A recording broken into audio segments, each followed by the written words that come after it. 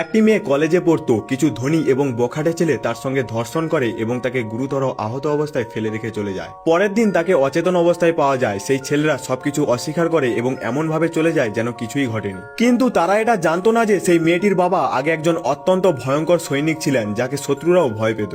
যুদ্ধে দীর্ঘদিন লড়াই করার ফলে তার মস্তিষ্কে প্রভাব পড়েছিল এবং তিনি প্রচন্ড রাগ ও মানসিক সমস্যায় ভুগতে শুরু করেছিলেন। তবে তার মেয়ের সঙ্গে থাকতেই ধীরে ধীরে তিনি সুস্থ হয়ে উঠছিলেন। এখন ডাক্তাররাও তাকে হাসপাতাল থেকে ছেড়ে দিয়েছিলেন এবং বলেছিলেন যে তাকে যেন কোনো ধরনের বড় ধাক্কা না দেওয়া হয়। যেই মুহূর্তে তিনি হাসপাতাল থেকে বের হলেন, ঠিক তখনই তার স্ত্রীর ফোন আসে। স্ত্রী জানালেন যে তাদের মেয়ের সঙ্গে কলেজে ভয়ঙ্কর একটি ঘটনা ঘটেছে। তিনি সঙ্গে সঙ্গে হাসপাতালে পৌঁছলেন, যেখানে তার মেয়ে আহত এবং অচেতন অবস্থায় পড়েছিল। মেয়েকে এই অবস্থায় দেখে তার ভেতরের জমে থাকা রাগ বিস্ফোরিত হয়ে উঠল। তিনি কলেজে কর্তৃপক্ষকে জিজ্ঞেস করলেন এই জঘন্য ঘটনা কে করেছে, কিন্তু শিক্ষকরা বলল যে সিসিটিভি নষ্ট ছিল, তাই কিছুই জানা যায়নি। তবে বাবার সন্দেহ হলো, তিনি নিজেই অন্য জায়গা থেকে ভিডিও খুঁজে বের করলেন। সেই ভিডিওতে স্পষ্ট দেখা গেল কয়েকজন ধনী ছেলে জোর করে মেয়েটিকে একটি নির্জন জায়গায় নিয়ে যাচ্ছে। তারপরও শিক্ষকরা সেই ছেলেদের পক্ষ নিচ্ছিল, কারণ তারা ছিল এক বড় ব্যবসায়ীর ছেলে। ঠিক তখনই সেই ছেলে এবং তার মা সেখানে উপস্থিত হলো। ছেলেটি নির্লিপ্তভাবে মোবাইলে গেম খেলছিল আর তার মা উল্টো মেয়েটিকেই দোষ দিতে শুরু করলো। সে বলল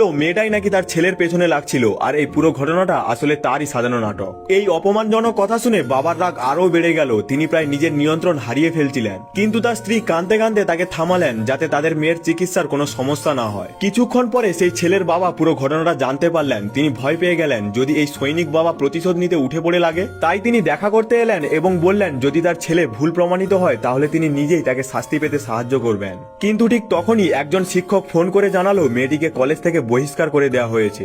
আর ছেলেটির মা হুমকি দিয়েছে যদি মেয়েটি বা তার বাবা এই বিষয়ে মুখ খোলে তাহলে পুরো পরিবারকে ধ্বংস করে দেবে। এইদিকে সেই ছেলের মা নিজের ছেলের জন্মদিন উদযাপনের প্রস্তুতি নিচ্ছিল। তার নিজের কাজের জন্য একটুকুও অনুশোচনা ছিল না। সে নিজের স্বামীর কথাও শোনেননি এবং পার্টিতে চলে গেছে। অন্যদিকে বাবা জানতে পারলেন যে এই পার্টি হচ্ছে ইউনলাইট গার্ডেনে। এটি সেই জায়গা যেখানে ধনী লোকেরা তাদের বড় বড় উৎসব উদযাপন করে। এই খবর শুনে তার মাথা সম্পূর্ণভাবে রাগে ভরে উঠল।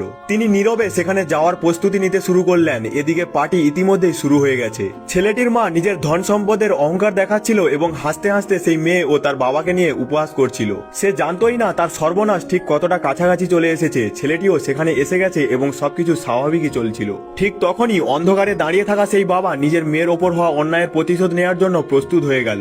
বাবা কি তার মেয়ের ওপর হওয়া অন্যায়ের প্রতিশোধ নিতে পারবে? এটা আমরা পার্ট 2 তে দেখব।